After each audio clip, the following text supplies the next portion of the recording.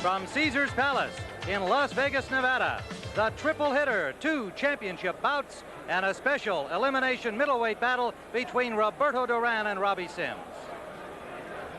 Good evening, everyone. I'm Tim Ryan here at ringside in 100-degree temperatures in Las Vegas, Nevada. It's going to be a hot time in the young town tonight.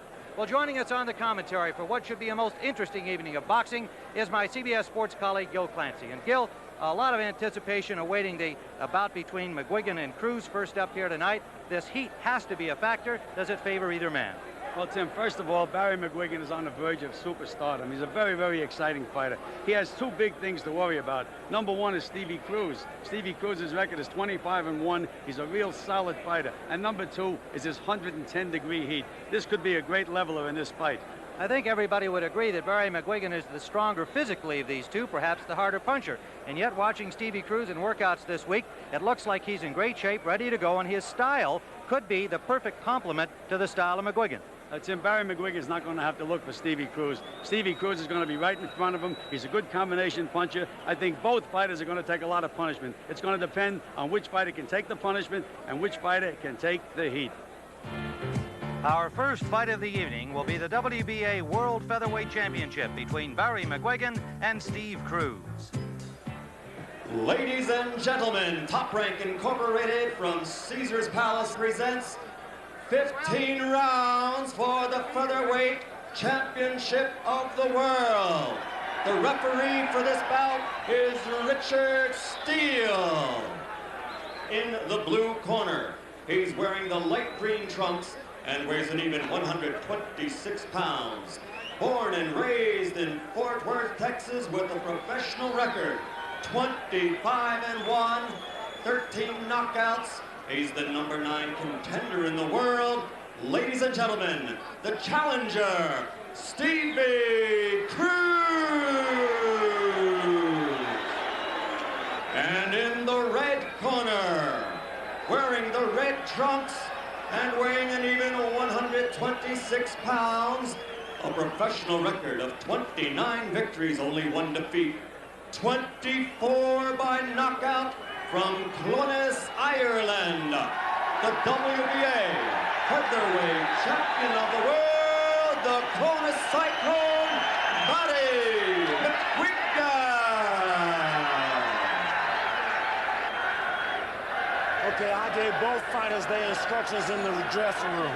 I would like to caution you now, obey my commands at all times. Is there any question? Shake hands and good luck.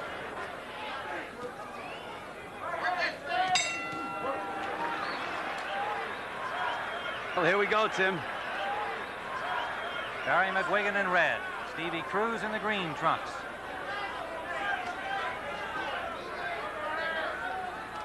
You know, just looking at them at this moment, they look like 2 movie stars cast for a Hollywood fight. 2 handsome young men. And despite the fact that they're the same weight, Tim, Barry looks much, much bigger and stronger in the upper body. Well, we know to expect that big left hook of his to the body. That's his favorite and most effective punch. We also know Stevie Cruz has a very short, sharp, well-thrown right hand. So those 2 punches will be coming together, no doubt.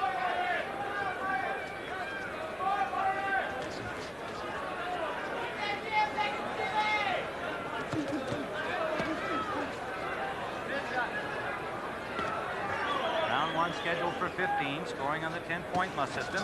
Judges are Angel Tovar, Venezuela, Guijutra of Canada, Medardo Villalobos from Panama.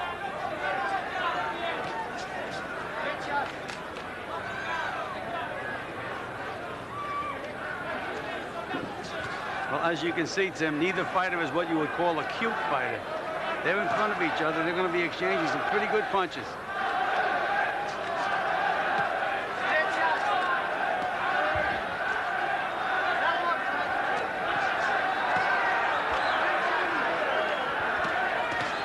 There's that left hook to the body by McGuigan, and he was warned by Richard Steele for a low blow. Now, following up on that notion, his manager, Barney Eastwood, complained about how high Cruz has been wearing his protector in recent bouts. They wanted to have as much of that rib cage and waist exposed to that left hook of McGuigan as possible. Well, Tim, a lot of people don't know the rule. The trunks are supposed to be right at the navel. Minute remaining in round number 1, scheduled for 15 in 110-degree temperature in the desert of Nevada.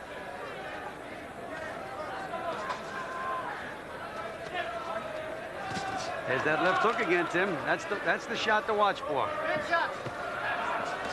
Good shots, Frank.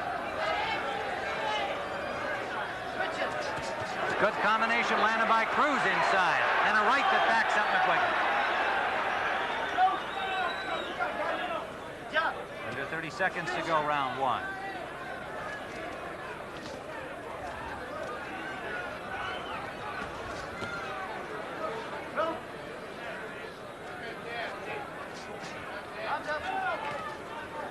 I'm looking for Cruz to hit Barry with a good straight right hand over that jab, Tim. He's only let it go once, and it didn't do much damage. He fell a little bit short. We know he can throw it well. The end of round number 1. Round number 2. McGuigan in red, Cruz in green.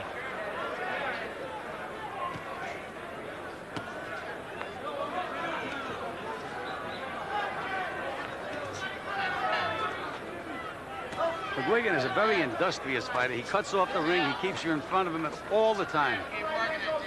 Even in sparring, he just never lets up. He's busy all the time.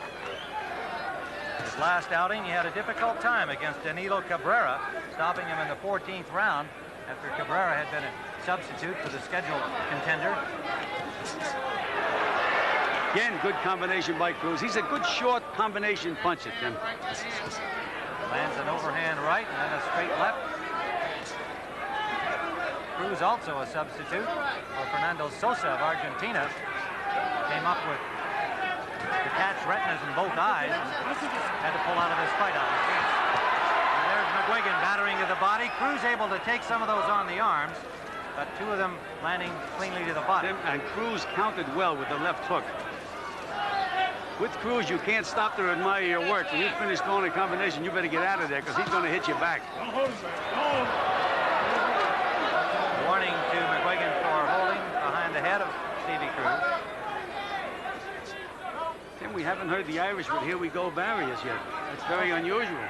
Well, it may have been that some of them thought he was just going to come out and roll through Stevie Cruz, and they're waiting to see what develops here. But Cruz showing he's a worthy opponent, to say the least. Good right-hand lead by Cruz landed. Over that left hand. And there it is again, Tim. He's going to keep trying to throw that right hand overtime. Solid jabs by McGuigan now scoring. And 2 back from Cruz. Under a minute to go, round 2. 4 back from Cruz. Tim, 2 plus 2 is 4.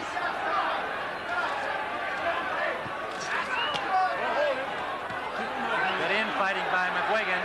Solid left to the body that backed up Cruz. 2 good jabs. They both landed. Both. Well, we expected this kind of fight, Tim, and this is what's happening. Both fighters dealing out punishment and taking punishment. Good combination by Cruz. Left hook, right hand. Under the 30-second mark we go. McGuigan was a heavy favorite here in Las Vegas, and insiders, including ourselves, knew that those odds didn't make any sense at all. Cruz is well-established, accomplished featherweight. Barry seems a little flat to me, Tim. He's not winging.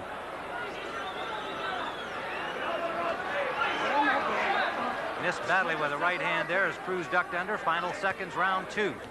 He's trying to outbox Stevie Cruz, which I don't think is the right way to go. While he's strong, while he has full strength, and heat hasn't affected him, he should be out there banging, trying to get this guy out of there. Sounds right to me, Gil. That's a good point to make, because this heat, as we keep saying, has to be a factor no matter how well they're trained for this bout. This is round 3. Right now, he's fighting a tactical fight against a good tactician. Cruz well trained by Joe Barrientos. Eddie Shaw, the trainer of Barry McGuigan. Good right hand by Cruz at Rock McGuigan. That's the punch we were watching in the gym, and he throws it quickly and straight.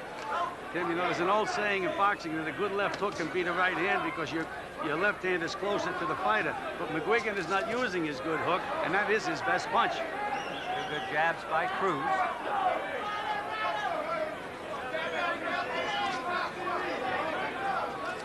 Cruz looking very relaxed.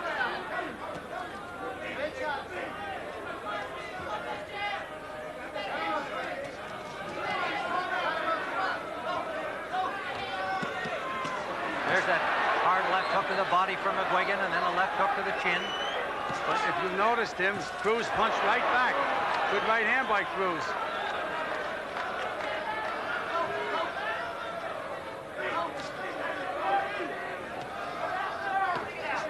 McGuigan is jabbing across his body. Good right hand by McGuigan. Good punch. That got Cruz's attention. That was the first punch that really hurt Cruz. He's in trouble. Combination by the champion. Cruz battles back. And did he battle back? Good right hand by Cruz. Left hook by the champion.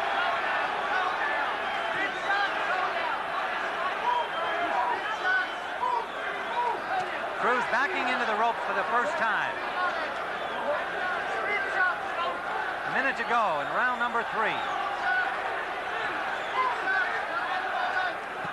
McGuigan with a right hand. He hurt Cruz again. Cruz back in the ropes, trying to hold on. That's what he has to do, Tim. He has to use his strength. He has to rough up Cruz.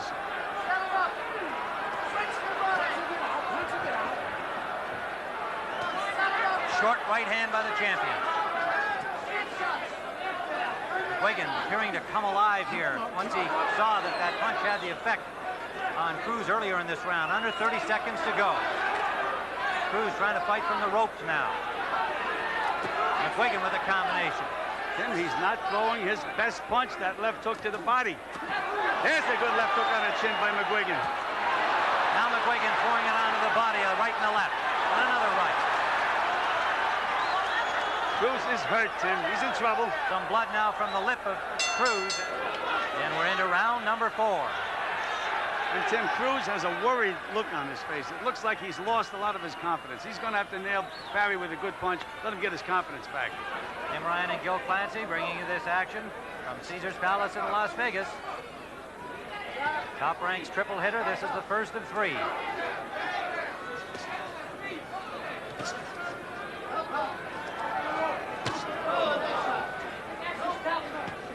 Cruz definitely now looking to throw from the outside, Gil, not willing to walk in as he did in the first 2 rounds. The champion got his attention in round 3. Yes, he did, Tim. Giving McGuigan a lot of respect now. That takes his own rhythm away from him. Good right hand by Cruz. Perfectly timed. McGuigan digging the left of the body. Cruz threw the right over.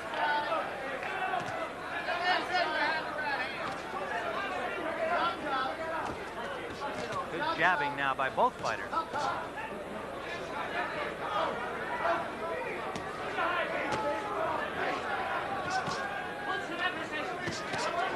Left hook inside, landed by Cruz. Right hand lead by McGuigan, and they both bang away. But again, McGuigan hit him with that good left hook to the body, Tim. Takes a lot out of you, especially in his heat. Combination, finish with the left of the ear. Cruz standing there, but not punching back now, just trying to protect himself. McGuigan right back to the fray with Cruz not moving off the ropes. Low punch by McGuigan, but the referee was not in a position to see it. Cruz in the McGuigan corner. McGuigan trying to lean on him and work inside, a short right hand to the jaw. McGuigan, combination landing. Short punches by McGuigan. Beautiful combinations. And Cruz is coming back. 3 left hooks. Under a minute to go. Cruz trying to fight his way out of there. McGuigan won't let him out. A hard left hook lands to the face of the challenger, Cruz. And they just banged heads, Tim. McGuigan's doing a pretty good job with those elbows in there, too. Well, we've seen that before. He's got a talent for that. We saw it against Juan Laporte in our CBS fight from Ireland and Belfast. Now Cruz lands a combination, but McGuigan using the strength and muscle and a tiring Cruz resting on the ropes. Just missed with a straight right hand to the champion. Cruz is going to have to tie him up and walk out of there, Tim. Cruz is still looking to nail him with that right hand, but it's obvious. You can see the punch coming. Final seconds of round number 4. Big round for the champion as he just had relentless pressure. Hard right to the body at the bell, and one after the bell, and Richard Steele separates them. A warning for McGuigan. That okay? When the bell rings, you break. Round number 5. McGuigan in red, Cruz in the green. Don't be confused if you're looking for the Irish fighter to be dressed in green. It's McGuigan, the champion, in red. Well, apparently they've told Cruz to move on, use his legs, move, but that's not Stevie's style. His style is to stay there and throw those combination punches. Has lost only once. His first round knockout at the hands of Lenny Valdez. Otherwise, a victor in his 25 other pro fights. And a great amateur, Tim. He's a good, solid fighter. 250 wins, 20 losses as an amateur, the 79 Junior Olympic champion.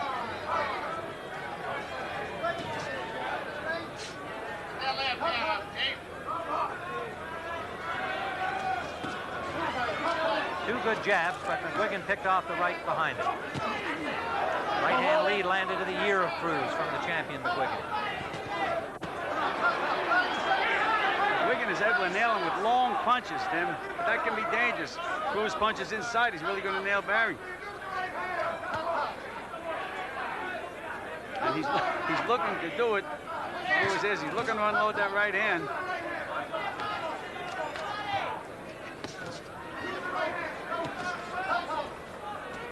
Good combination by the champion. Right hand landing to the chin. But Tim, as we say in the gym, he threw a 1-2, but where was the hook behind it?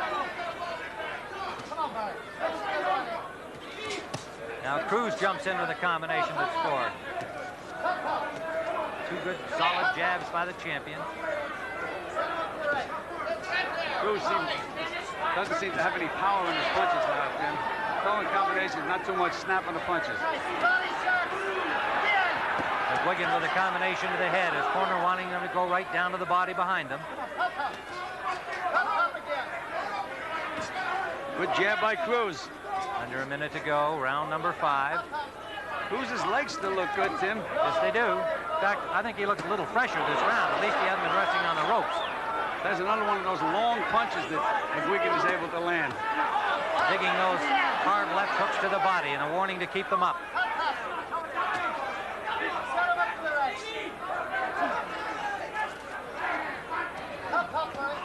No power in Cruz's punches at all, Tim. McGuigan now forcing him over to the ropes.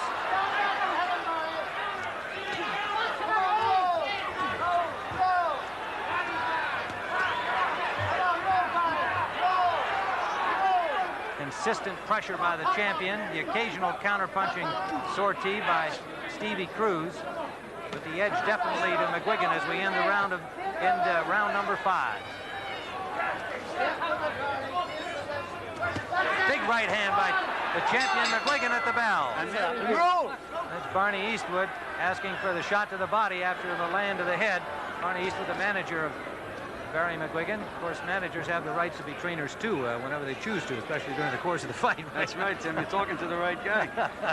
Anyhow, Tim, Steve Cruz got off his stool with a lot more purpose this round than he did the round before. The round before seemed to have lost his confidence, but this time he bounced out there. Whether it means anything or not, who knows? But it looks a lot more alive right now. Well, Dave Gorman at the press conference said Stevie Cruz will not quit on the stool like Bernard Taylor did. That might be a little unfair to Bernard Taylor, who was beaten by McGuigan in the oven of Belfast. Cruz is landing a lot of good short little punches now, Yes, Tim, especially with the left hand. This is his best action of the fight. Cruz picking it up here and scoring. He just looked a lot more alive when he got off the stool, but those shots by Barry may take some of the life out of him.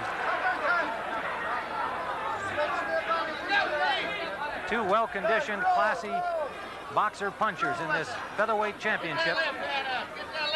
Two fine young guys. Tim, I'm amazed that neither fighter has really shown a sign of extreme fatigue as yet in this heat. Remarkable performance by both men. If you've joined us along the way, it's now 20-7 in Las Vegas. At 6:15, the start of this bout, it was 110 degrees in the ring. The sun is just starting now to sink behind it. Two good jabs by Cruz, and that they backed up McGuigan. Well, a fighter like McGuigan, that's the secret. If you can back up on McGuigan, you can lick him. But who can back him up?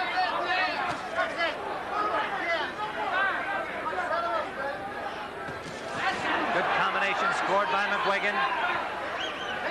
A good fighter like Stevie Cruz should not be getting hit with those long right hands, Tim. He's got that left hand a little too low. That punishment to the body, I think, is one reason it pulls those hands down. You take so many poundings on your ribs. Those vicious hooks from McGuigan. Under a minute to go. Round 6. Right hand scored by the champion. And a low left hand by McGuigan. That brought Cruz alive. Richard Steele missed the punch again, Tim, but it was definitely a low blow. He's backing McGuigan up. McGuigan with the heat, maybe getting to McGuigan. Good right hand by Cruz. Under 30 seconds to go, round 6. Good jab by the challenger. Big right hand. And another right hand by Cruz. Toe-to-toe in the center of the ring. McGuigan showed he could take a punch against Juan Laporte, and it's going to serve him well here because he was just rocked there by Cruz. Clancy's giving the round to Stevie Cruz. Absolutely. He had McGuigan in trouble, and it wasn't from one punch, Tim. Matter of fact, Dave Gorman told Steve Cruz, he said, you had him out on his feet. When you have a guy out, finish him. 2 more right hands by Cruz. Cruz. We knew that Barry was vulnerable for that right hand. Again, Tim, as we said, it's going to be a war of attrition. Who can take the most punishment? Now they've both taken it. And a good left hook by Cruz. We're in the 7th round, scheduled for 15. Neither fighter so far showing the effects of the heat. I think Barry slowed down significantly last round, Tim. Backing up, now he's moving away from Cruz. As we said, sometimes when this heat gets you, you go all of a sudden. That's what it looks like happening right now. Cruz, a combination. Push the champion back into the ropes. Cruz, another combination score. Good right hand by McGuigan. And another right hand and a left by the challenger. And another combination. Cruz with just steady pressure. Backing up McGuigan, a short right hand lands.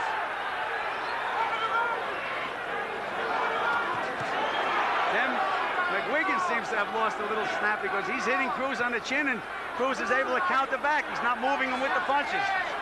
Combination inside by Cruz scores.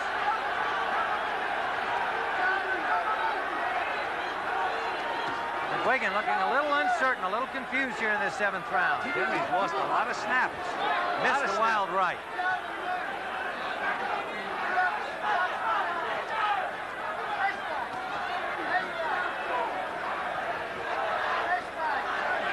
Well, there's not often that you see McGuigan backing up and trying to box. That's what he's doing now, and that's not his style.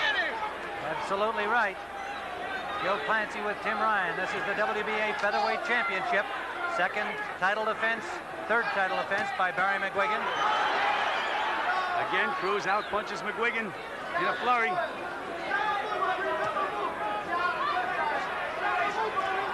His corner asking him to jab and move. That's really what he's been doing with that. Another low blow by McGuigan. This is the 4th time.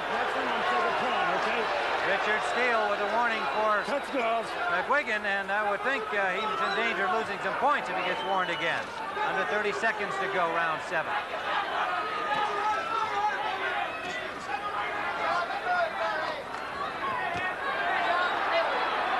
Now McGuigan lands a solid right hand, bringing it up from underneath. And a left to the body, but Cruz counters back. Tim? And another right hand by Cruz. Because McGuigan is not moving Cruz when he hits him. That's why Cruz can counter back. Slight cut over the left eye of the champion McGuigan. Right on the eyebrow. At the bell, he lands a right hand. Now everybody's giving him different instructions. He has his trainer giving him instructions. He has a Panamanian working with him who I'm sure never has worked with him before. He's also giving him instructions. That sure can't confuse a fighter. That's Laszlo Frutos, the Panamanian, and they met while they were training in Palm Springs, the Duran camp. Frutos will be in Duran's corner as well. So it's added another voice into the McGuigan corner. Good right hand by Barry McGuigan, but again, Cruz punches back. We're in round number 8. And a left hook landed by the champion. He's not moving Cruz the way he was in the early part of the fight.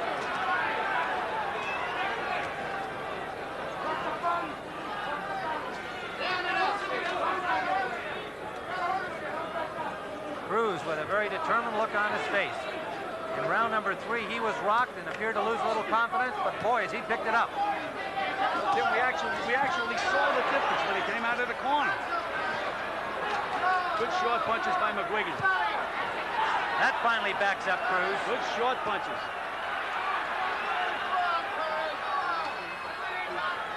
The better advice certainly would be for him to do what he does best, and that's crowd and punch and stay busy inside, but his manager Eastwood has been asking him to jab and move. Well, Tim, you know, again, as you say, he's a manager, he's not a trainer, but you have 3 people giving him advice. It's kind of tough to listen to 3 people.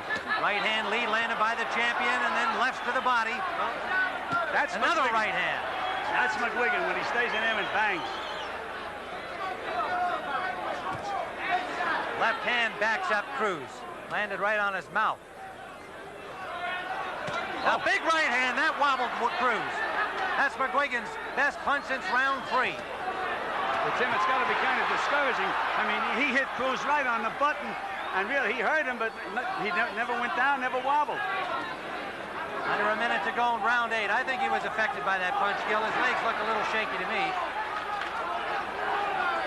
Tim, he was affected, but again, he really didn't wobble around the ring. He's still on his feet, I grant you, but he hasn't been punching with any effectiveness since that right hand. Maybe just gathering himself.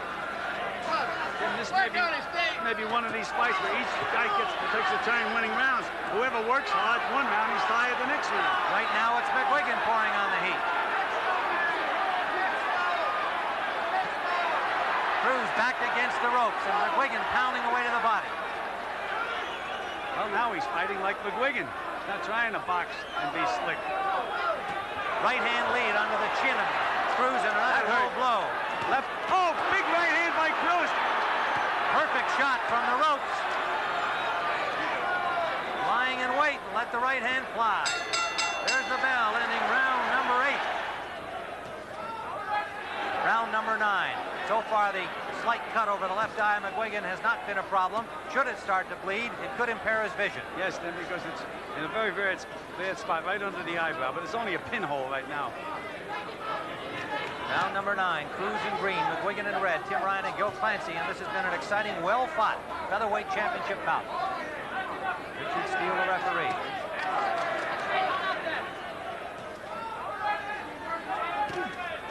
Good counter punch by Cruz, caught McGuigan leaning.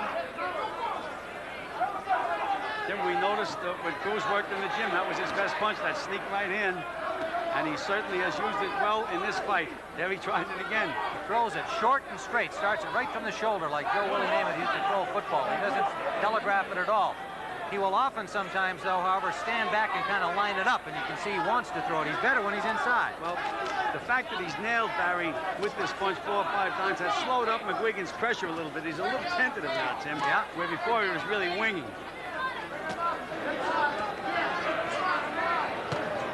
There's that looping right hand again from left field.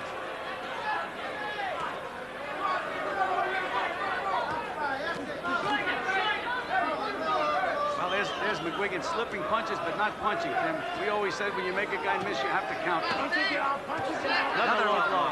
And another warning from Steele. No points taken away from the champion so far. Well, that is unusual, you know. Oh! It's a low blow back from Cruz. Well, he certainly owed him several. And he gets a warning from Steele. Well, Tim, Stevie Cruz is one of the fighters from the old school, Tim. What you do to me, I'll do to you. Yeah, nobody can blame him for that retaliation. He's taken several from the champion McGuigan. He's not as good in geography as Barry, though, because his went way south of the border.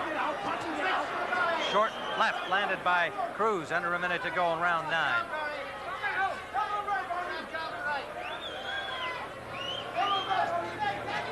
Perhaps at the end of this round we can go to the McGuigan corner and see if they've sorted out their instructions to the champion. McGuigan is not punching with any authority at this time, Tim. He may get it back, but there's really not too much snap. I guess it holds for both fighters. Under 30 seconds to go. Well, that heat finally might start to take its toll, as one would expect it would through 9-10 rounds. Tim, McGuigan gets a little more, but a short counter right by Cruz backs him up. Same right hand. Good right hand by McGuigan. Good solid right hand.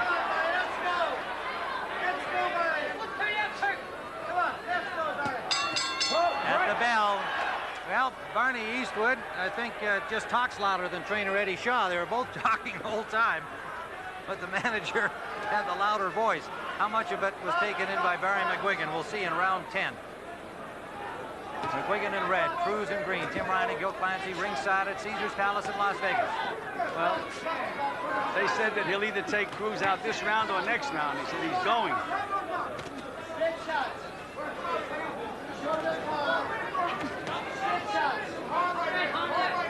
Cruz looks fairly well composed to me at this time, Tim. He does. Landed a good left to the body, catching McGuigan coming in.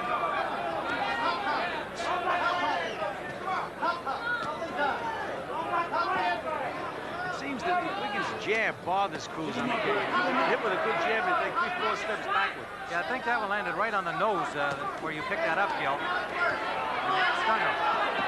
Now Cruz backing up. Every time he backs up, he's still looking to counterpunch, though, hoping to lure McGuigan in and let that right fly. That's right, always looking to nail him with the right. That's why McGuigan is a little tentative. Two good digs to the body by McGuigan. Combination back from Cruz, and another one. 4 scoring punches from the challenger. Seems like McGuigan has gotten a little bit of a second wind, Tim. Into the 10th round, scheduled for 15 and Good 100-degree temperatures. Right hand landed by the champion.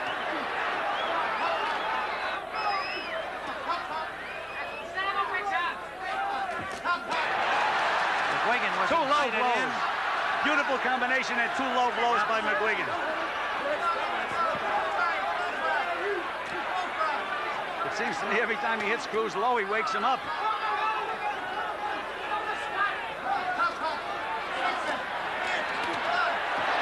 McGuigan went down on a short counter right. He was hit, a sneaky punch. That Stevie Cruz punch. McGuigan was throwing, and it was Cruz was short counter right. Let's see how badly he was bothered by that. Tim, I don't think he was hurt that badly. It seemed to me that his legs were tangled up. And he signified to his corner that he was okay. It was a punch that sent him to the canvas, however. Under the 30-second mark we go in round 10. And he was having a real good round up until that punch landed. His legs still aren't so good, Tim. Cruz, however, not putting pressure on him. And his corner waving to him to come on after McGuigan. Harry Intis and Gorman waving their fighter on. But Cruz either can't or feels that McGuigan isn't as hurt as they think he is.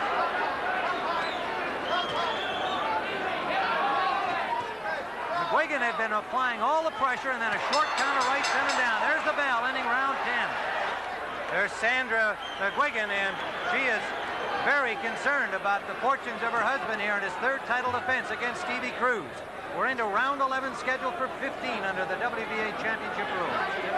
As I was saying, that could be very, very significant. We're in a point system. That means at least a couple of points in Cruz's favor, because most of the rounds have been fairly close. Cruz putting some pressure on. McGuigan throws him off the ropes.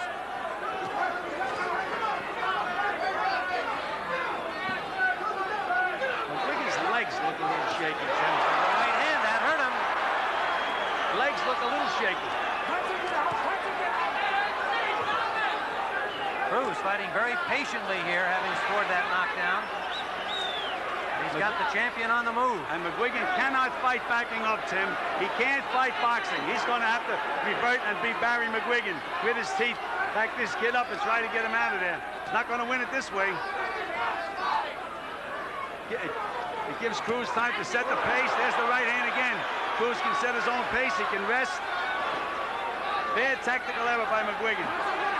Now there's a cut at the corner of the right eye of the champion, McGuigan. Cruz counter-punching very well. There's that right hand again. Even if it doesn't land, it makes Barry respect him.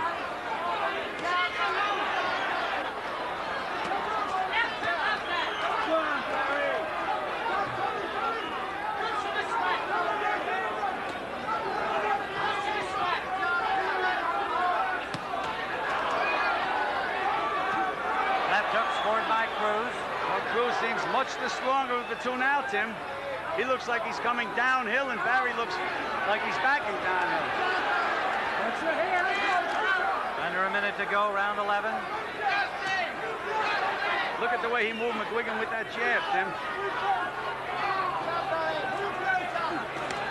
In the McGuigan corner, a left hook landed by the champion. Good combination.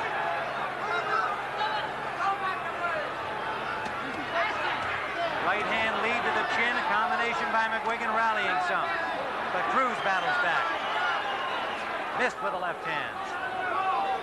Under 30 seconds to go, round 11. Apologize for the loss of our clock on the screen. We're hoping to get that repaired for you. We'll keep you informed of the time. McGuigan is throwing arm punches now, Tim.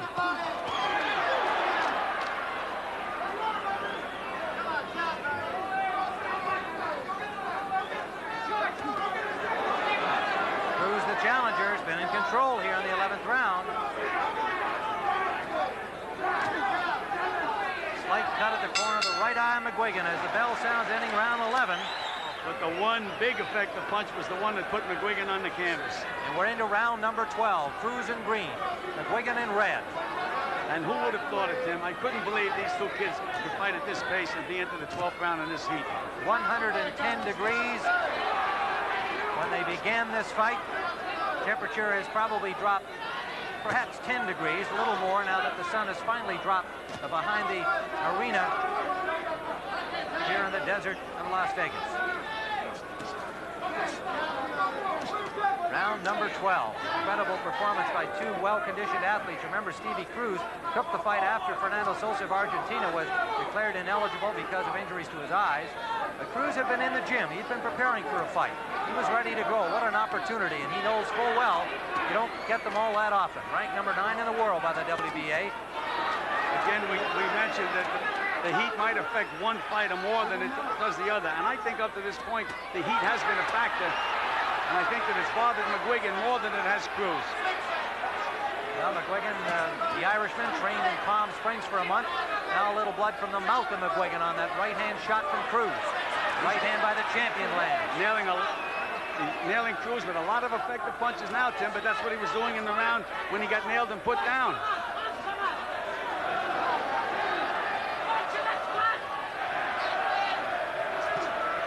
Now the chance for Barry McGuigan. Here we go, Barry, a right hand by the champion. That stung Cruz. Yeah, Cruz now is starting to wear down a little bit, Tim. As we said, they take turns. McGuigan unwilling to move right in behind that, though, because of that good counterpunching.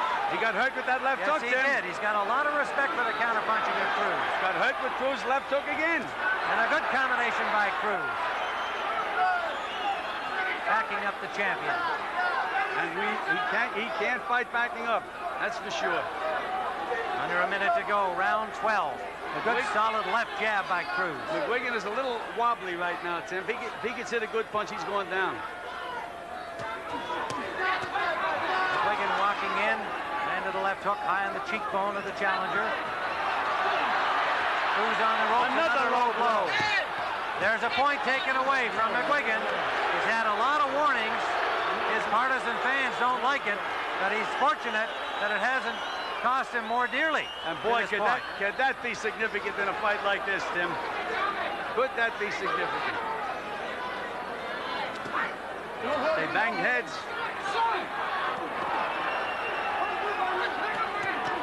Good counter punching again. Two right hands by Cruz. Well, because McGuigan is winging his punches and Cruz is throwing short, snappy punches. That's the difference. Dave Gurman says he's in our country. He's ready to go. Go get him. This is round number 13. Who would have figured? 13 rounds, a grueling pace established by these two outstanding young boxers. McGuigan, the champion. A point taken away from him in a round that he may have been winning on the scorecards in round 12. Although Cruz did wobble him a couple of times. There's a solid left by the champion. That hurt Cruz. Yes, it did. Combination by McGuigan. Tim, you have to remember, he was also winning the round big when he got knocked down. That's right. So it has not been a fortunate fight so far for Barry McGuigan.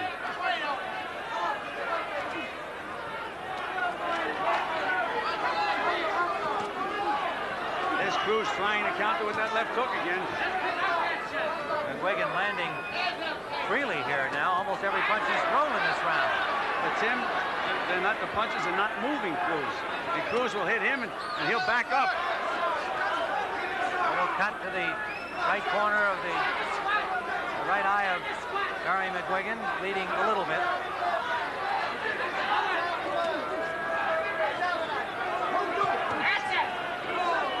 He nailed it. Big right hand by Cruz. Now they both landed. McGuigan had landed a combination. Cruz's punches was by far the more effective punch. It was straight and short. Left hook by McGuigan. All of McGuigan's punches is from way outside, and Cruz is landing the short, crisp punches. Another good right hand by Cruz.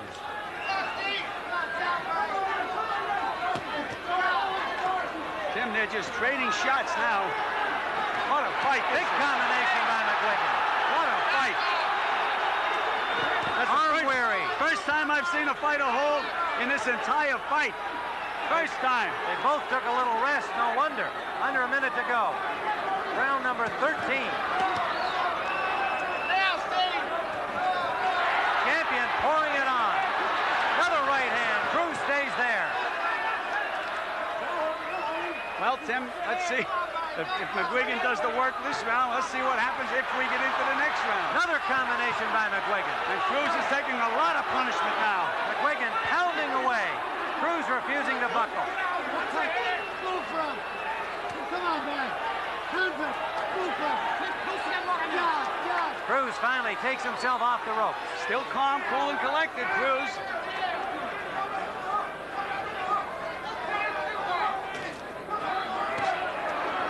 McGuigan pressuring Cruz again back to the rope. Using his strength, Tim. Warning for Cruz for holding as McGuigan ducked under him. He grabbed him. Cruz has not thrown many punches in the last 30 seconds. There's a bell ending round 13. Round number 14, scheduled for 15. McGuigan in red, Cruz in green. What a terrific fight, and temperatures over 100 degrees.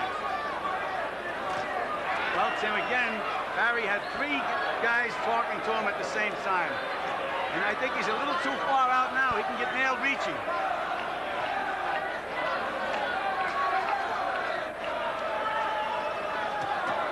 The chant of the crowd. Here we go, Barry. So Cruz's punches again are the shorter punches. And as soon as Cruz landed, the Texans start to applaud.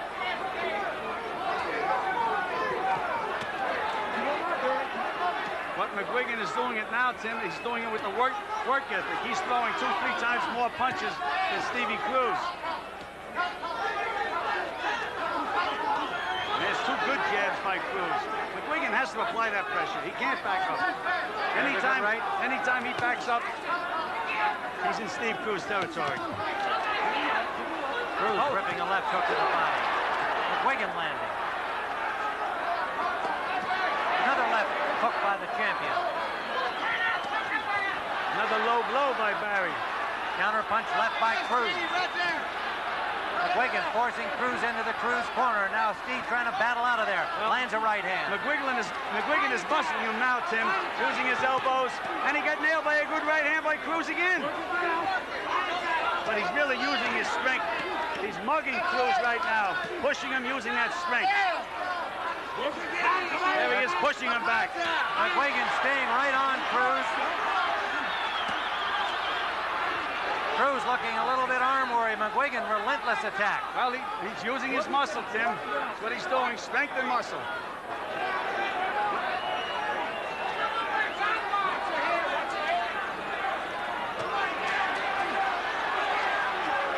Cruz trying to counter punch from the ropes. What an all-out effort by both fighters. Most of the work being done by McGuigan. There's a right that lands. Stevie Cruz takes some punch, Tim. There should not have been any doubts about his chin just because he was knocked out by Lenny Valdez in the first round. His only defeat. He had shown in many other fights he can take a shot. And McGuigan landing a combination. Cruz won't go down. Under 30 seconds to go. Round 14, believe it or not. Cruz is still calm, cool, and collected. He knows where he is. Concentration is good. Hands are up. But the champion has been the busier man the last couple of rounds. Well, he's out-strengthening Stevie is what he's doing right now, Tim. Coming down the home stretch, the championship distance in good style. McGuigan trying to step in with that right behind the left. It fell short. Into round 14. A standing ovation greets these two great young featherweights for round 15. And deservedly so, Tim. One of the best performances I've ever seen. The pace of this fight has been tremendous. No clinches. Tremendous pace from beginning to end. Good right hand by Cruz to the ear of the champion. Well, Dave Gorman told him the fight's close. This may be the round you need. Combination by McGuigan. With counter punches by Cruz. McGuigan is throwing from a distance. He can get nailed. He has to get close to Stevie Cruz. He can't box. Cruz got him backing up. He's in trouble. A right hand. McGuigan trying to hold on to stay up. His feet are rubber legs. Well, Tim, he worked very hard in the 13th and 14th round. He may not have anything left. Trying to get his balance. His legs much farther apart than normal. Cruz hurt him with that right. What a fight. No legs under Barry McGuigan, Tim. He's going to have to do it with guts now. He doesn't know how to hold. He should hold, walk around a little bit. But that's not his nature. Hey, big nailed again. Tim, he's hurt. Cruz rips to the body behind that big right hand. McGuigan desperately trying to hang on. What a finish to this fight. Another right hand by Cruz. McGuigan desperate. Down he goes the right hand. A left hook and a right hand sending McGuigan down. He's on his feet, looking into his corner. I don't know that he has the count. You okay, Barry? He says he's all right. Got a little over a minute to go, Tim. What a finish to this fight. 15 tough rounds. The crowd on its feet. The champion throwing in desperation now. A left hook snaps his head back. Another left and a right behind it from Cruz. A minute to go in the fight. Tim, I think he punched himself out in the 14th round. That's what happened in this fight. Cruz backs off inexplicably. Tim, don't think he isn't tired. They're both tired. But even still, he's got the champion wobbling around the ring. Corman, his trainer, his manager, exhorting him to come after McGuigan. McGuigan goes down again. One more knockdown and the fight is over. And he's going to have about 25 seconds to do it. Under the 30-second mark. McGuigan looking totally confused, looking at his corner, telling Richard Steele he's all right. 19 seconds, Tim. 3 knocked. Now he grabs onto Stevie Cruz. Smart thing to do. Smart thing. Down to 13 seconds. His corner told him to do it. He didn't do it too well. Cruz shook him off. Final seconds. Final seconds of the fight. If he goes down, the fight's over.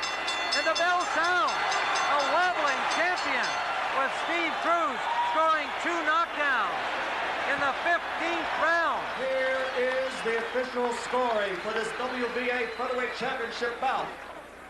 Angel Tovar scores at 143-142. Judge Mirado Villalobos scores at 143-139. And Guy Yutras scores at 142-141 for the winner. From the great state of Texas, the new champion, Stevie Cruz.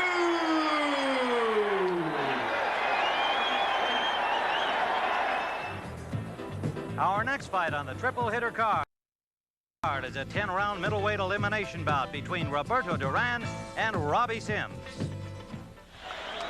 All right, the referee, Mills Lane from Reno. The judges, Art Lurie, Jerry Roth, and Bill Graham. Both have instruction in the dressing room. Any questions from Mr. Duran's corner or Chief Second?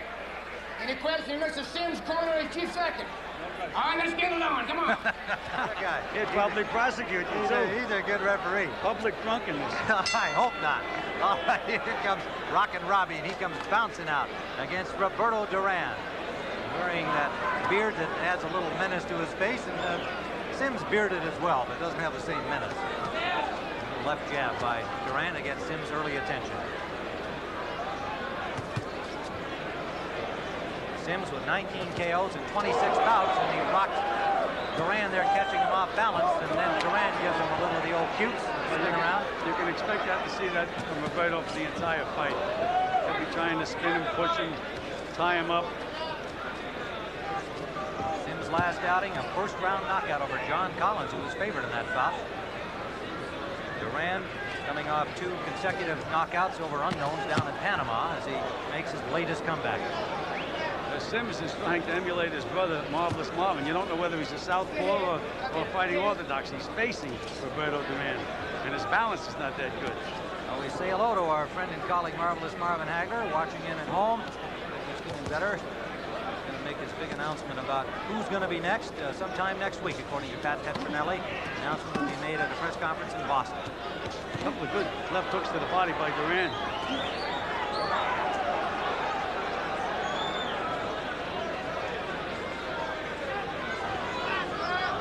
Again, in the gymnasium, Duran did not show too much offensive ability. Very cute, bided his time. That's the way he's starting the fight. There's that left hook to the body.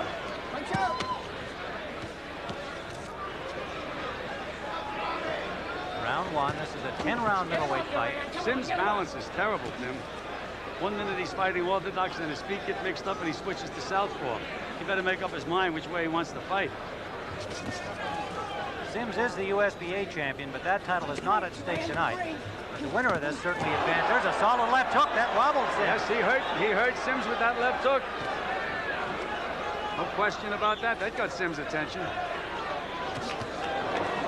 Solid left jab by Sims, and then he pulls away from Duran.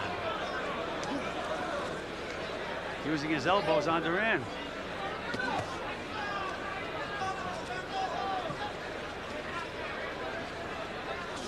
And watch Sims' feet. He just went way off balance again, trying to throw a punch. Under the 32nd there mark they go again.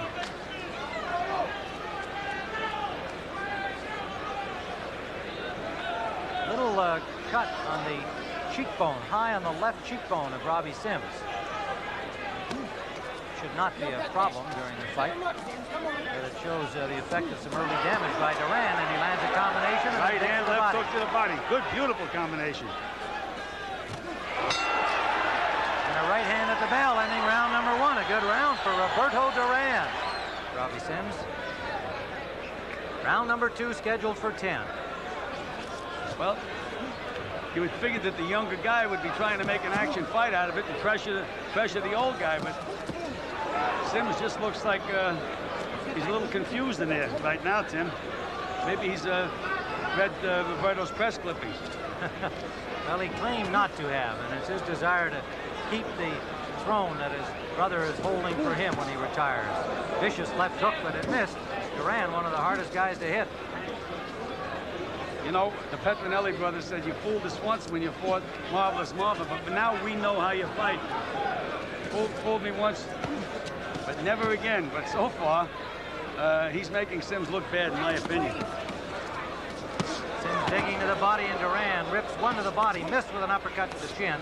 Now Sims doing business inside, and he lands a good right hand, and Duran bangs to the body and then grabs him.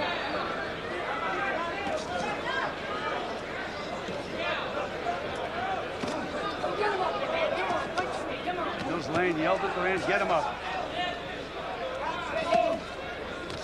Duran still has that vicious left hook to the body, though, Tim. And we know he has a good chin.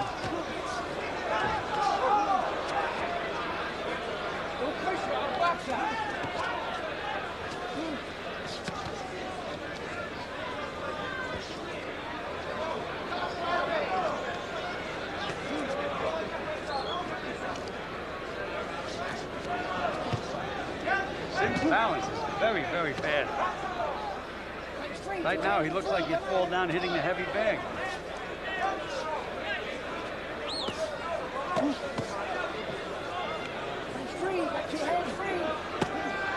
Under a minute to go, round 2 scheduled for 10. Roberto Duran and Robbie Sims. When Sims is inside, he switches to southpaw. Then he goes outside, he tries to switch back, and that's when he gets caught off balance. Now he's a southpaw. Oh, big left hand by Duran. Caught Sims leaning. Perfectly timed. And Duran fights his way off the ropes, and now Sims muscling him back to the corner. Body shots by Sims landing. Again, Duran is making him work, though, Tim. Making him work. Short right chopping shot by Duran. Uppercut by Sims and then missed the next one.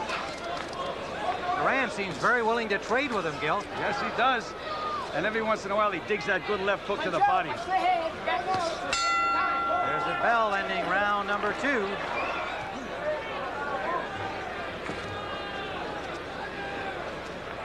Duran in the black trunks, Robbie Sims in the red.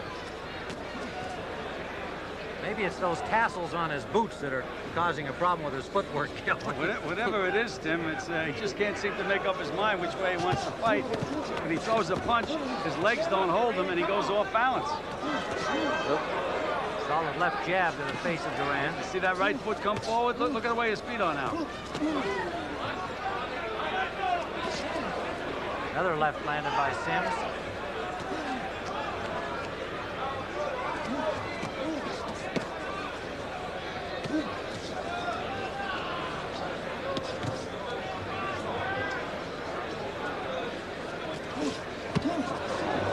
Sneaky right to the body by Duran. A typical Duran move, Tim. I don't know anybody else I've ever seen make that move. I think he's trying to get out of the way, and the next thing you know, bang, you get hit in the body.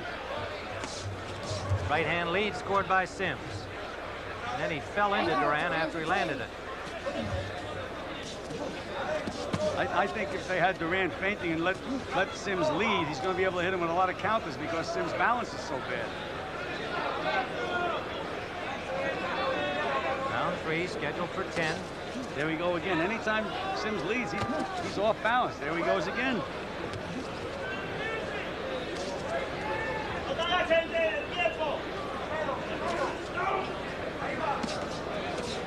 Good uppercut scored. Good uppercut.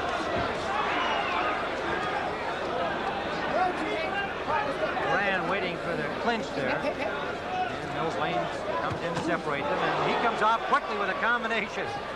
Boy, you want to call him a wily old coyote. It's just hard to resist that. He just lulls you to sleep. Looked like he wasn't going to do anything, and then bang, bang.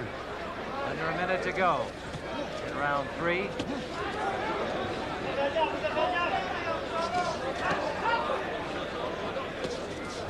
Grab it, punch out, 2 hands before you come on. Nice combination by Sims. And a left hook by Sims. Counter punching back by Duran. Anytime he's inside, though, Tim, he switches and he fights southpaw. Outside, he's fighting orthodox style. Very unusual. Under the 30-second mark, Sims keeping Duran pinned on the ropes now. Oh, good, you got 2 hands open.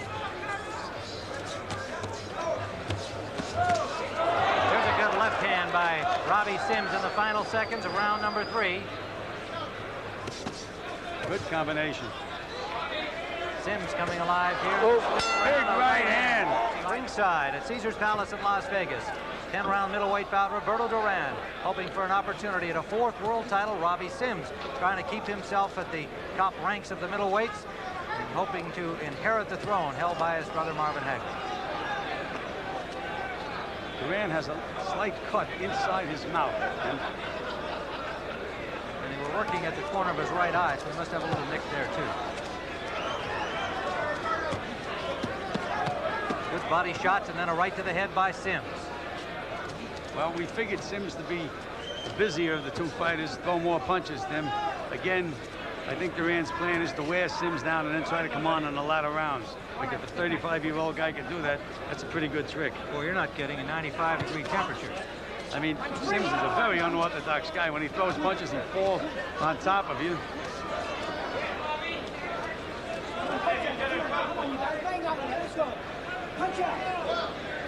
Well, and that kind of physical work right there, it has to take its toll on Duran as well. Well, they weighed in at the same. Sims a bigger man, taller. Except that Duran really knows how to relax in there, Tim. He makes Sims use his strength, do all the work. And he's a very relaxed guy. When you're relaxed, you don't get tired. Right hand by Duran. We can expect this for the entire fight. Sims to be the busier, Duran to be the more accurate. A little more blood from the, looks like the lower lip, just inside the lower lip of Duran.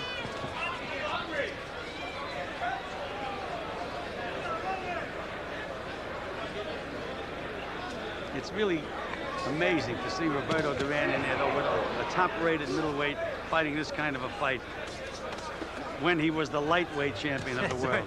It's amazing. 19 years later from his first professional bout.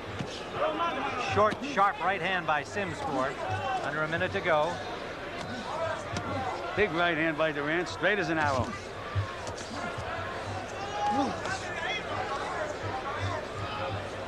Well, he might lose this fight, but he doesn't look too bad at all.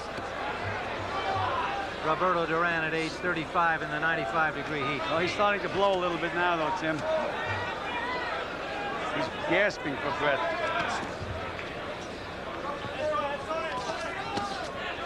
Sims lands pair. Under 30 seconds to go, round 4. Short left hook scored by Duran.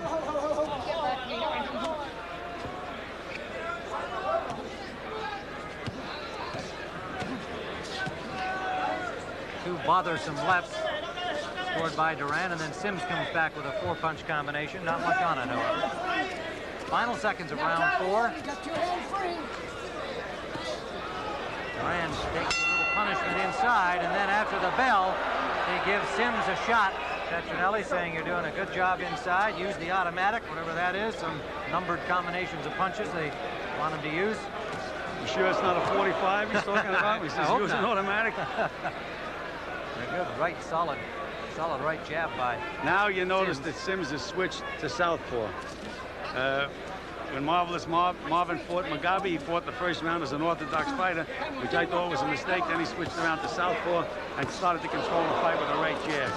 And his brother, who is not quite as talented as Marvelous Marvin, is trying to do the same thing.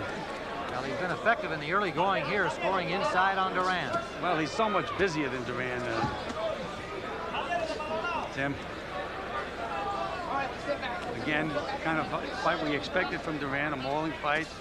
Try to get the other guy to work, and hopefully to have something left to come on later on in the fight. Now we have Sims boxing in a southpaw style, and his balance is better. He's a better good fighter shot. as a southpaw. Two good jabs and a fine left hand behind it. That snapped back the head of Duran. Short right by Duran. Didn't have too much power, though, Tim. Didn't seem to bother Sims at all. Now Duran has a chance to figure out the southpaw. Let's see how smart he is.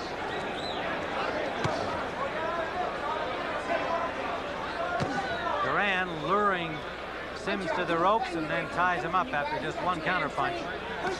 Duran looking for rest time, it appears to me. Spins Sims around, nails him with a left.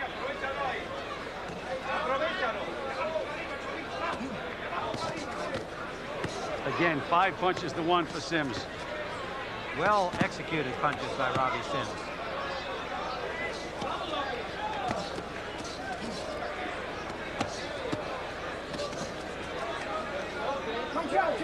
Under a minute to go in the 5th round. Scheduled 10-round middleweight bout. And Mills Lane telling him you have both hands free, battle your way out. He's not about to help either fighter. Another low blow from Duran. Well, Tim, it was borderline, Tim. That was right on the rock in there. Right, and, that's... and that got a warning. He said he'd take a point away if he'd do it again. Well, he has to have a good actor in his corner and tell him to go over and tell Sims to pull his trunks down where they belong. Under a 30-second mark in round 5. Duran is feeding him that left hook underneath, Tim. It might have some effect later on. There it is again. Working to the body.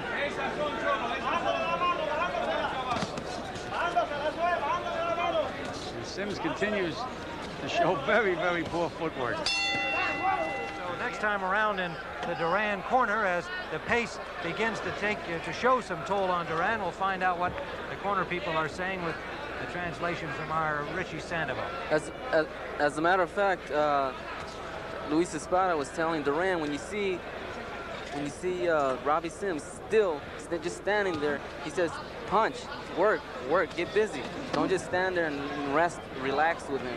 You got to go out there and start working. Well, there's Richie Sandoval with his translation of Luis Spada's remarks to Duran, and that falls into what you were saying, Gil, is that Sims has been busier. Spada sees that, of course, and wants his man to get busier himself. This is round number 6. Well, Duran has to nail Sims coming in. That's his shot. Has to let the other guy lead, nail him coming in.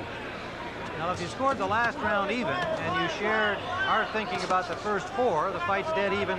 Fairly close 5. fight, Tim. Fairly close. But again, Sims is throwing the more showy punches. Duran is hitting him with some pretty short punches inside.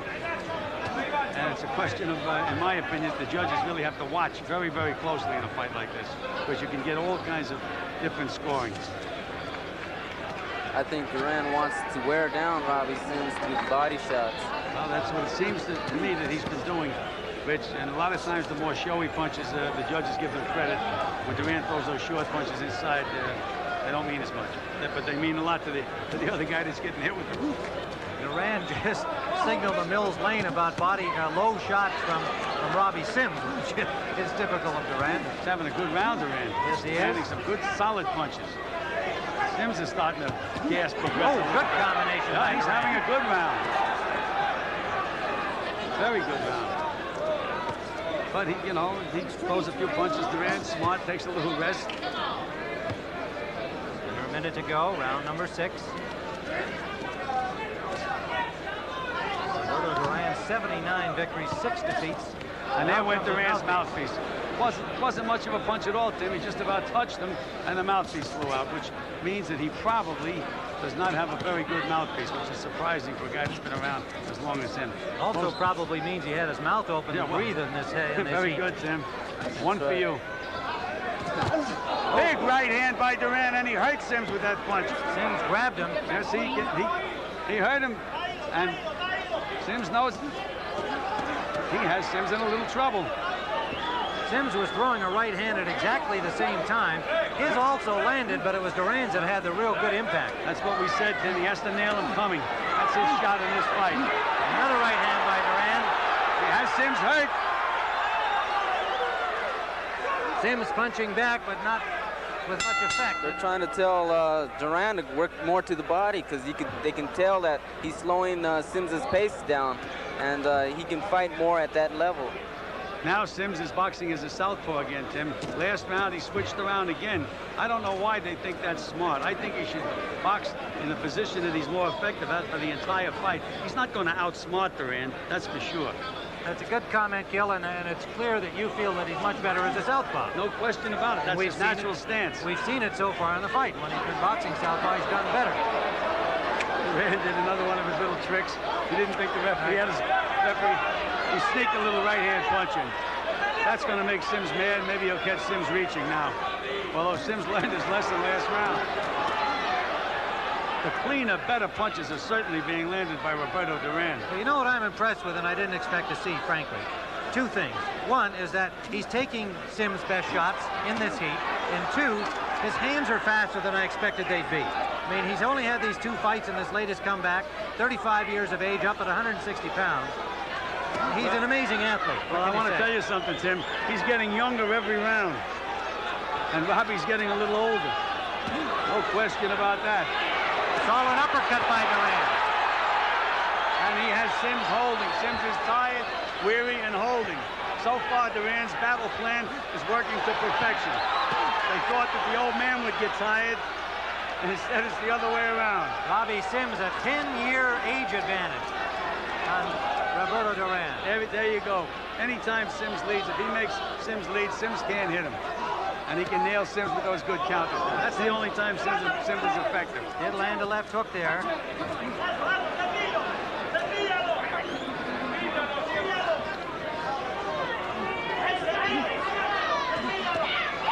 He's just so smart, Tim. Throws those short little punches in there. Everyone is effective. Plus, he's been able to smother Sims inside, and that's where Sims had been doing some business. Good left hook by Duran.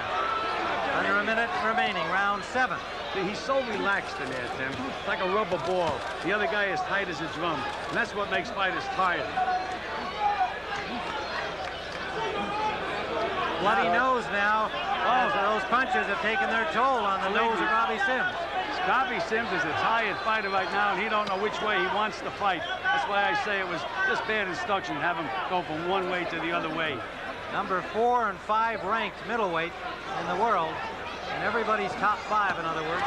There's that beautiful left hook underneath by Roberto. Oh, and he brings it back up to the chin. This is a clinic right now, Tim. It certainly is. So far, an incredible performance by Roberto Duran. The living legend of boxing continues to add chapters. He's inside. I don't know if the machines can pick them up. The way it works, they've got 2 of the men from CompuPunch, Bob Canobio and Logan Hobson, each taking a fighter and each scoring and counting those punches. So we are in disagreement with them at this point. Right, now Sims is back boxing the orthodox style again. And as you see, as he tried to punch, he went off balance. And he just got scored on by Duran with a good combination. You know, there was Marvelous Marvin is one guy that can switch so smoothly from southpaw to orthodox, you don't even notice it. There are very few fighters that can do that. And, you know, sometimes it's tough to ask a guy to do things he can't do. A bloody nose and swelling under both eyes now on the face of Robbie Sims. And Roberto's, the old legs are starting to bounce. He's got to feel good about the progress of this fight. He lets Sims throw these ineffective flurries, and then he punches short inside. That's what I mean about that machine, Tim. It's kind of tough for anything to pick up those kind of punches. Here's, again, Sims threw 3 or 4 punches, none of them effective. And again, Tim, I've been in many a fight. Oh, and Sims nailed him with a good straight right hand. I've been in many a fight where one guy will be throwing a lot of punches, none of them landing, and somehow the judges score them. Why, I don't know.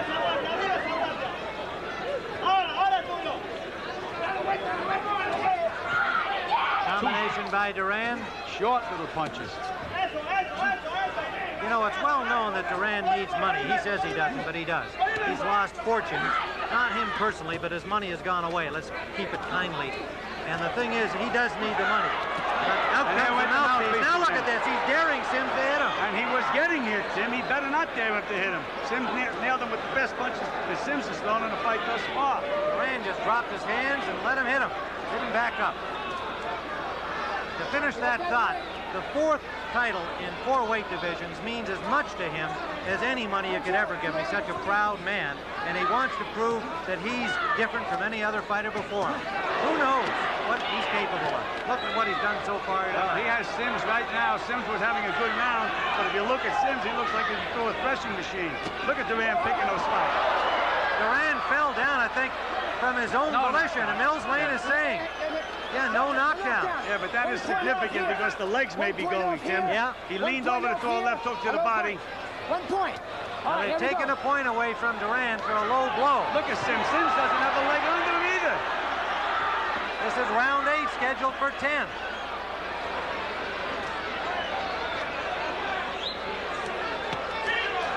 Uppercut by Sims. And the bell ends round number 8.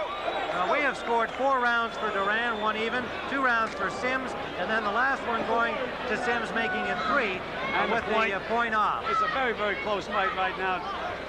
2 rounds to go. And again, Sims is fighting orthodox style. Threw a right hand, went completely off balance.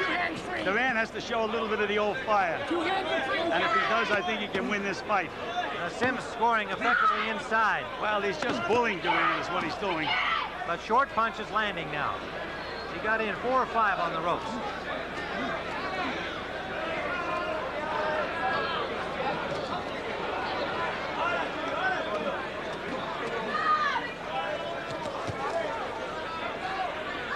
Little blood from that cut lip of Duran's, but it's been no real problem for him. And Duran with a combination under and over.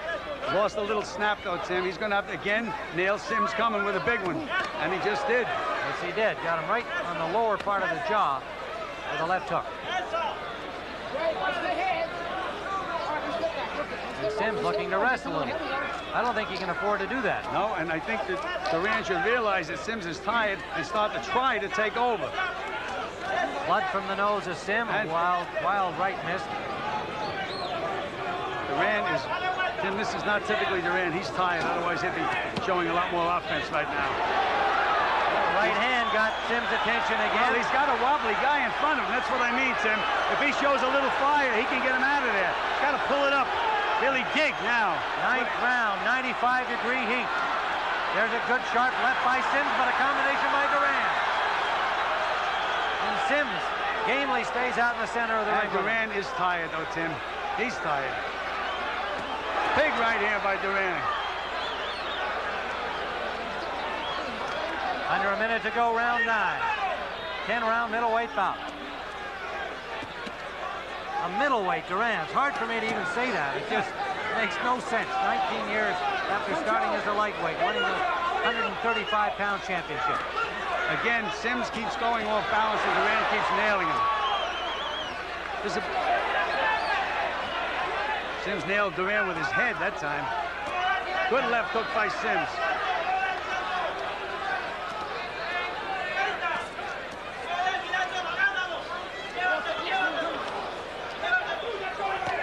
Short left hook by Duran, yeah.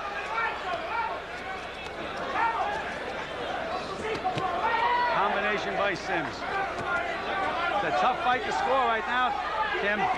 Duran is landing the better punches. Again, Sims is landing more of them. Sims keeping Duran in the Sims corner as the bell sounds, ending round number 9.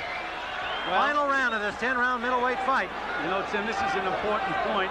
Here we have now Sims boxing southpaw again after boxing the last 2 rounds the other way. But everybody should really watch this round, because if Duran loses, this may be the last time we ever have the privilege of seeing him in the ring.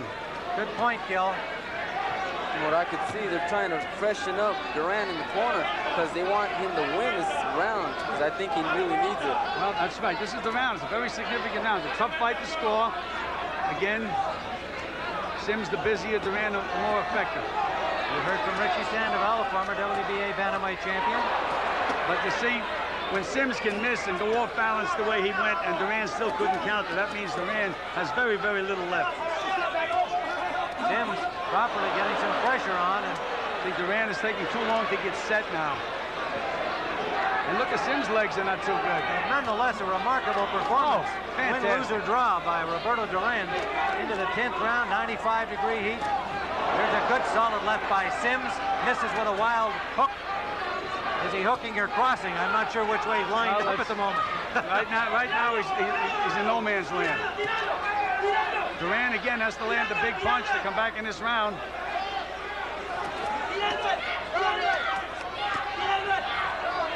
Sims staying busy. Credit to him here in this 10th round. He knows he's got to finish busy.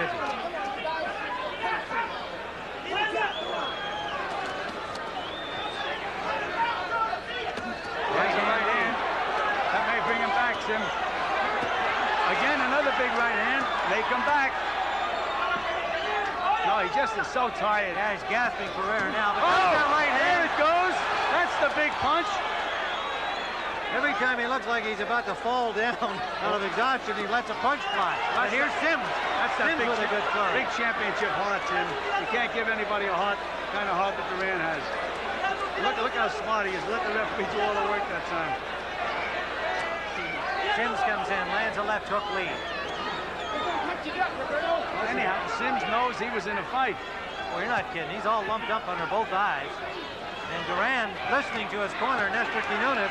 Richie, can you pick up any Quinones' comments? He's been hollering at Duran. He looked like he's talking to his corner. They want him to stay busy with the jab. He was talking to his corner. I think maybe he's saying, you come on out of here and finish, man. I'm tired. He's just leaning over the ropes trying to rest for this. Well, this may have been the flurry that has turned the fight around. Sims has got him propped up over there, firing away, and Duran ineffective here. There's a left by Sims. Good strong finish by Robbie Sims. That's the bell. It's all over with Duran finishing in fatigue on the ropes, and a good flurry by Sims, who did a good job in what might have been the key round of the fight. Ladies and gentlemen, from Caesars Palace in Las Vegas, Nevada, here is the official scoring. We have a split decision. Judge Bill Graham scores the bout 97-92 for Robbie Sims. Art Laurie scores at 96-94 for Roberto Duran. And Judge Jerry Roth has it 95-94 for the winner. On a split decision here at Caesar's Palace, rockin' Robbie Sims. The finale of our triple hitter is the WBC Super Welterweight Championship bout between Thomas Hearns and Mark Medal. Thomas Hitman Hearns defending his crown against Mark Medal. We're just about ready to go. Hearns 41-2 with 35 knockouts. Guys, to break when I tell you to break. In his last outing, a first-round knockout over James Schuler, winning the North American Middleweight Championship. Out of the corner of the rings, okay? Look at those eyes, Tim. Instructions, yeah. He's trying to intimidate Medal right now. He looks very, very fit and strong. Hearns in red and Medal in white. Referee Davey Pearl. And Tim, you have to remember, he has the advantage in hand speed, foot speed, and power. I think the only question mark is going to be his chin, if he gets it on the chin.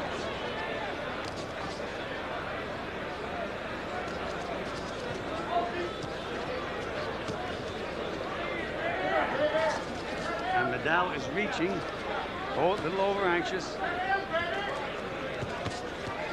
You do remember when Fred Hutchins reached him. Sure do. Fight we did on CBS caused him all kinds of problems against Thomas Hearns. Tommy is a tall guy, very patient. He has Medal reaching in there. Step out, Clean. Step out. Come on, back up. But he's like a cobra when he unwinds. Wow.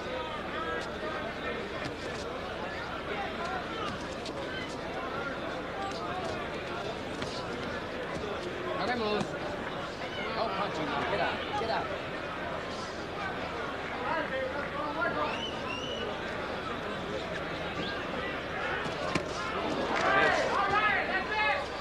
That's what he did against Schuler. Started him with a couple of left hooks underneath. Had him drop his hands and bam, on the chin. Well, there's Mark Medal playing that last tag game, trying to get the last punch in. There he goes with a straight right hand from Hearns, sending Medal to the canvas. Just as I was about to say, although they each weigh 154, Hearns just looks so much bigger. He looks like a light heavyweight, yes, Tim. We always remark that. Yeah. Tremendous upper body strength. Good straight right hand. Came right in with a right hand lead to the body. Well, let's see. He drops a couple of punches to the body. You drop your hands and bang right on the chin.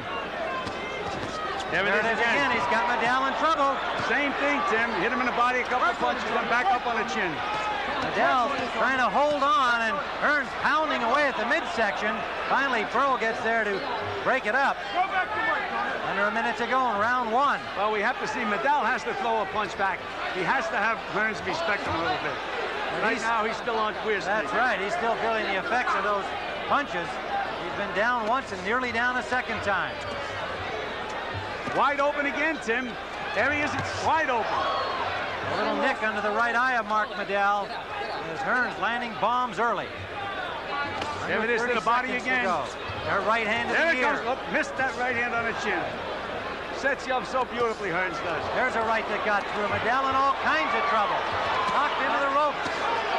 Again, we have no 3 knockdown rule here. Finally, Medal able to grab on as Hearns punishing him. I know that in the corner they're praying that the bell rings so they can get Medal and try to get him back in some kind of condition. Hearns firing away. Medal finally relieved by the bell. Got to be a little more contained and try to bang when Tommy bangs. Maybe he'll get lucky. But look at the size of Hearns compared to Mark Medal. Round number 2, scheduled for 12, and not looking like it'll go that far. In the best interest of Hearns to score the early knockout because of the fact he had to come down to the weight, and it's a hot night, 104 degrees at the end of the Duran-Sims fight in the ring. The sun has gone down, but it's still hot and the lights are on now. Tim Ryan with Joe Clancy. Hoping you're enjoying this action. Brought to you by Top Rank, all across the country and around the world. Look at Hearns jamming to the body, looking at the body, doing everything to the body to distract Medal so he can hit him back up on the chin. Well-schooled, experienced, great amateur career, and as we pointed out, his 12th World Championship fight. Medal had 2 title fights. the IBF crown. Knocking out Earl Hargrove to win it, losing to Carlos Santos over 15. And he took some good shots on the chin when he fought Hargrove and came back and knocked him out, Tim. He had been in trouble in a Hargrove fight. But right now he's not showing too much of anything. Not too much offense, not too much snap on his punches. I think a lot of that confidence we described was taken away from him in round one.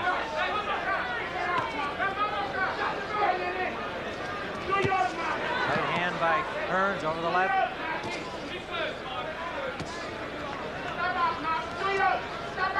Tommy with that great concentration shown over the years. Right firmly on the target. Watch your heads now. The height of Tommy Hearns is bothering Medal. It's making him reach. Weight is leaving his feet. Tommy at 6'1", Medal at 5'10", a little over. 1 minute to go in round number 2. Tommy's breathing a little heavy here, Tim. Breathing through the mouth. Step back, please. Get out, get out, get out.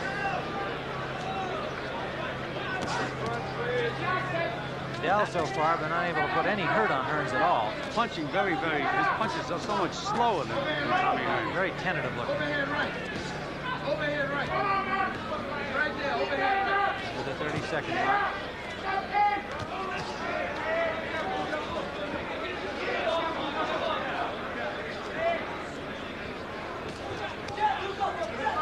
Medal just seems to push his punches out, Tim. They don't seem to have any snap at all.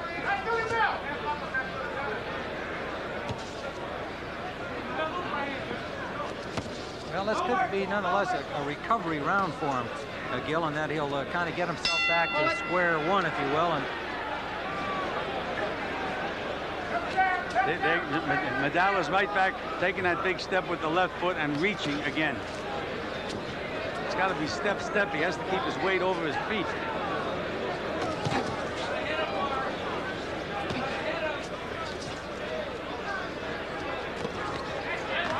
Keeps trying that combination, right hand to the body, left hook to the chin. The left hook has no snap. Whoa, Hearns missed all of those, fortunately, but not that one. Not that one. He has him in trouble, Tim. The right hand, he's got him in trouble. Well, Medal has to punch now, Tim. As badly as he's hurt, he has to throw something. Put it on. Put He's it on. looking to hang on. Put it on. Put it on. Go on the work. He has to throw a punch, Tim. Put it on. Right here, baby. Finish it off. Wobbly-legged Mark Medal. Overhand right, Tony. There's a good left hook to the body. Overhand right, Tony. Snapping left jab by Hearns, and Medal just unable to make contact. Good combination again by Hearns. Medal's hands are so much slower than Tommy Hearns.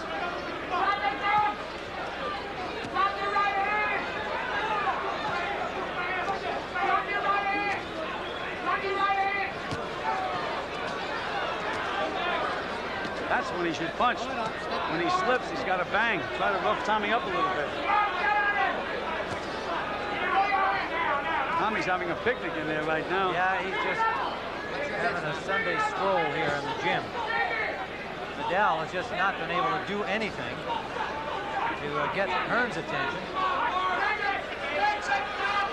Look how slow Medal looks like he's fighting in slow motion. It looks like he has no legs under him and is just still somewhat groggy from the punishment he's taken. Well, Tim, he hasn't really taken a lot of punishment. He's been hit about 6 or 7 good shots. It hasn't been a consistent beating. Under a minute to go. Round number 3. He's in trouble again, just trying to stay close to Hearns, which is a good idea to survive, but he's got to throw punches. When he has the opportunity to punch, he doesn't punch. There's when he should punch. When Tommy misses.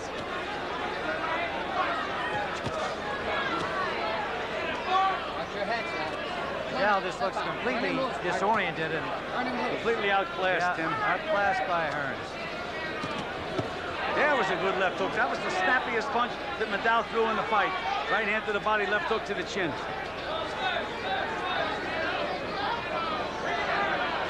That was the first time he threw a punch that had any kick in it at all. Final seconds of the 3rd round.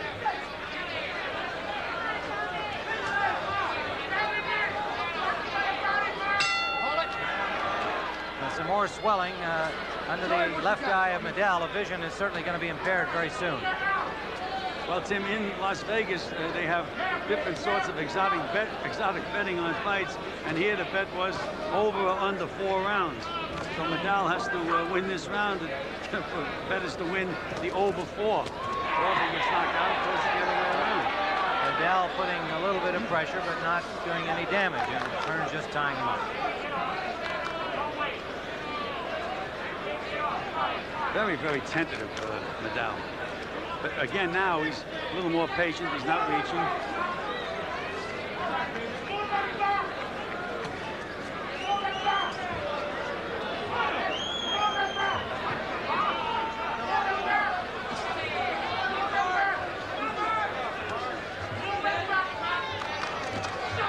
I think Tommy now is looking for the one big bomb.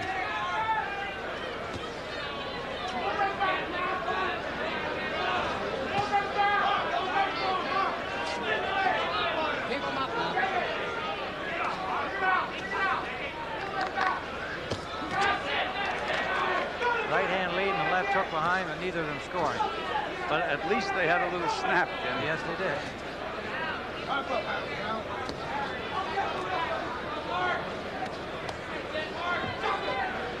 Shoot the shot. Don't wait for him. Put it back. Don't wait for him. Right there. Come on, step up, step up. Davey Pearl's not giving him any chance to rest. He was right in there. We're in the 4th round, scheduled for 12. Tommy Hearns defending his WBC Super Welterweight title. Well, now is Tommy showing a little bit of that foot speed.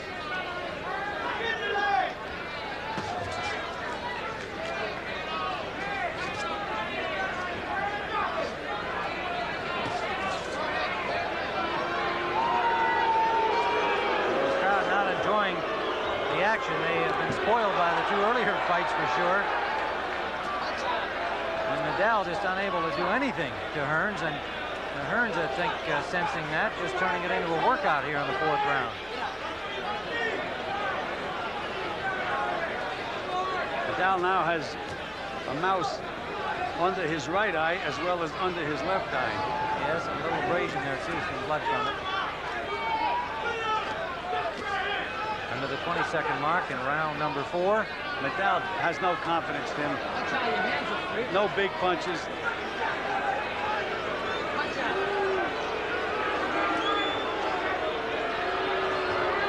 When we say throw punches with bad intentions, we mean it. And Medal is not throwing any punches with bad intentions. Well, so far they haven't made any impact on Mark Medal's performance. Gil, I don't know if I can extend that to be a reflection on you. Well, I guess you could. Round number 5. Harold Weston Jr. was one of the outstanding boxers of his time. He knows a little about Mr. Hearns. Yes, he does. He was giving Hearns a very, very good fight. And at the end of 1 round, he got a detached retina and they had to stop the fight. But he was in the fight, and it was a close fight when he was fighting Tommy Hearns. Yeah, I remember it well. Boxing, that's right. Don't rush it, boxing. Set him up. Set him up. Set him up. Good jabs by Hearns. But now just seems to be bewildered. He's one step behind the parade all the time.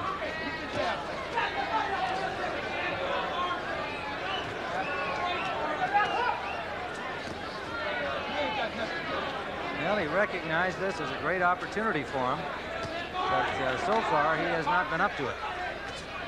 Well, he has to throw, so he has to get a little angry. Put some zip in his punches, especially when he has Tommy on the ropes.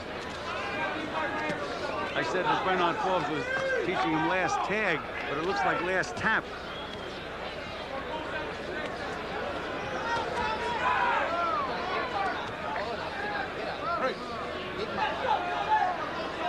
Now that left eye of Medal nearly closed.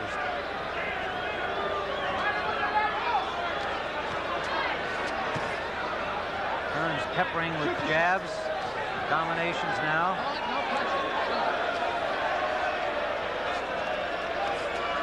There's that good left hook to the body by Hearns. Better watch his chin now. Anytime Tommy throws a couple of those, you can be sure he's going to hit you on the chin.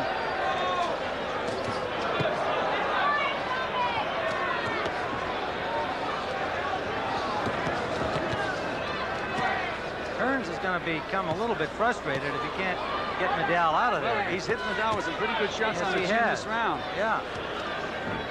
Medal a little wobbly again. Cumulative effect of punishment from Hearns. There's some blood from the nose of Tommy Hearns. I must have missed that punch.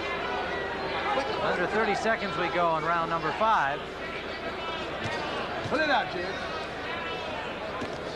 That may give Medal a little confidence. That happens with fighters, you know. They think they don't have anything left. All of a sudden they see a little blood in the other guy and they get a new charge of adrenaline. Well, and he knows full well that Hearns had difficulty getting down to the weight, and the longer the fight goes, it figures he's going to start to tire. His stamina will have to be in question. At the end of round 5. That's that famous combination. Left hook to the body, right hand to the chin. Well, Mark Medal just came off the stool looking like he was walking to his execution out here. He just doesn't have any fire and no real eagerness to be in there. He needs to land a couple of punches like that. That was the best punch he threw tonight. It missed, but not by much. If he could hurt Tommy another good right hand on the chin, and Tommy's nose is bleeding again. To get himself back with a little bit of activity like that. And you know, Manny Stewart may know something we don't know. He said, you have to get this man out of there. He may be concerned about Tommy's stamina with making the weight. Right, well, that's what we've been talking about. This is round 6. Medal might have given himself a little bit of a lift landing those early punches. Well, he started the round looking like he didn't even want to be there.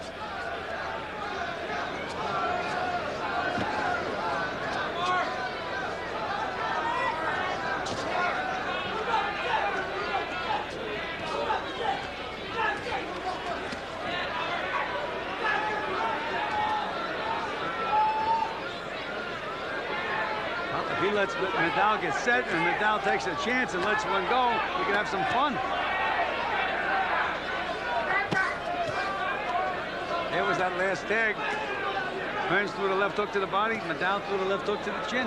There's that double hook, and not very effective, but Medal tried to punch back.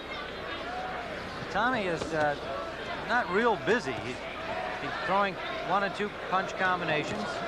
But now we're going to start watching for a little loss of stamina. But Medal's got to pick it up. He's got to take advantage of that if it indeed exists.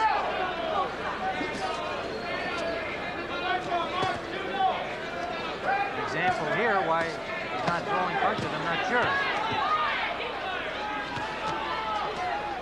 Medal hit 4 or 5 good punches again, Tim. He didn't go anywhere. Work on it, Jimmy. There's that left hook to the body.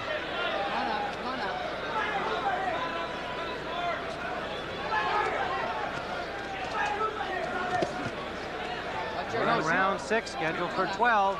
It seems that Medal falls asleep in there. He woke up for 30 seconds or so, tried to throw some significant punches, and then he just stops.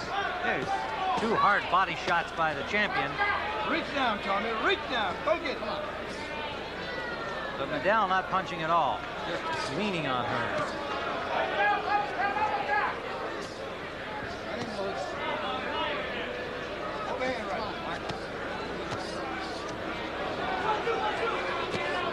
Little blood from the mouth of Thomas Hearns now. Somebody must be hitting Hearns in there. I'm not sure who. You'd think that Tommy would start to throw a lot of right hands now, because I'm sure Medal can't see them coming. Round number 7 scheduled for 12. That was the right hand. Hold it, no, hold it. Come on, check it. Stop holding, boy.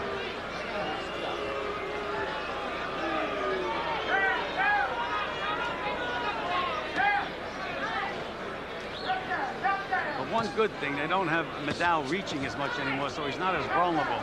A little more patient. But what he has to do when he makes Hearns miss or he blocks a punch, he has to punch back.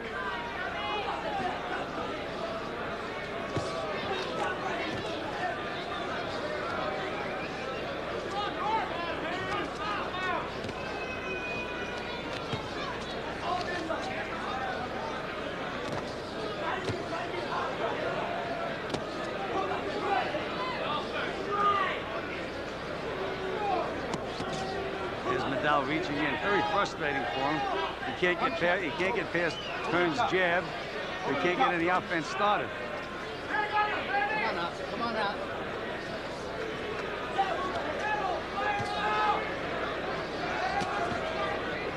Hold it. Get out, Mark. Well, there's not much to say, Tim, right now. Well, that's why we're not saying it. This fight is speaking for itself. And again, you know, I think what's interesting here is the Hearns side of this thing. I mean, Madal just clearly is overmatched.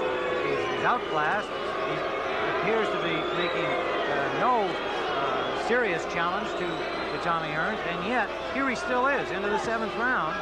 And it's the Hearns part of the story that becomes interesting, particularly as it affects his hopeful challenge against Marvin Hagler. That's right, Tim. It makes you think, especially after Marvelous Marvin's brilliant performance against John McGuigan, as to the difference between the two of them is quite obvious. Under a minute to go, round 7. I'm sure Sugar Ray Leonard is watching this with great interest somewhere. With a view to the same things we're talking about. Good left hook by Tommy Hearns. And a good left hook by Madal.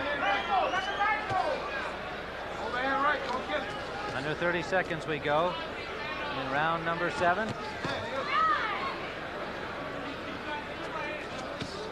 You know, it's amazing when you catch a fighter when he's tight in the first round, you hit him, a lot of times they go. Remember we mentioned Stevie Cruz's 1-round knockout.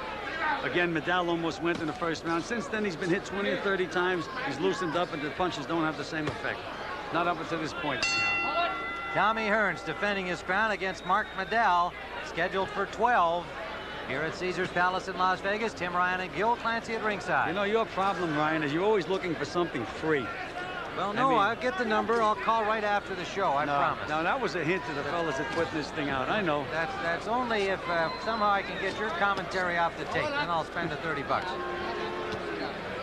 Round number 8. Right hand by Madal, but not much on it by the time it arrived. Well, maybe it'll make Hearns a little angry, because right now we're having sort of a slow fight. Well, Madal's got to knock Hearns out to win. Now, is there any chance of that? Yes. Okay. There's always a chance, Tim. Well, in the heat. It wouldn't be so much Madal as it would the heat. Well, that's of course, was the whole question about the stamina factor of Hearns. Now, the thing is, he is showing some wilting. On the other hand, Madal isn't taking advantage of it. We're into the 8th round. Well, it would have to take one big punch. Maybe you could call it a lucky punch. Let's see if it comes. You know, I think that the heat was certainly a factor in the McGuigan fight. McGuigan worked so hard in the 13th and 14th round that he just had nothing left when the 15th round started. Of course, Hearns is working that hard right now.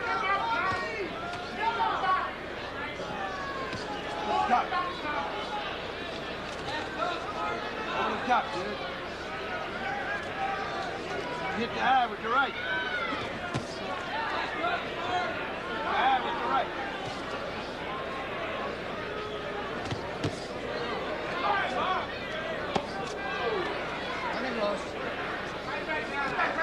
Wouldn't you think that Madal would get a little angry and start to punch back, Tim? Well, I would think. I mean, I'm surprised at his rather lethargic performance here at this stage of the fight, having to know that he's way behind. Get in the neutral corner. And now Davey Pearl is asking the doctor to look at the eye of Mark Madal. Dr. Slipomansky, the Nevada Commission, and Davey Pearl concerned that he can't see out of it. And if he can't, that's it. The winner and still Super Welterweight Champion of the World, the Hitman, Thomas Hearns.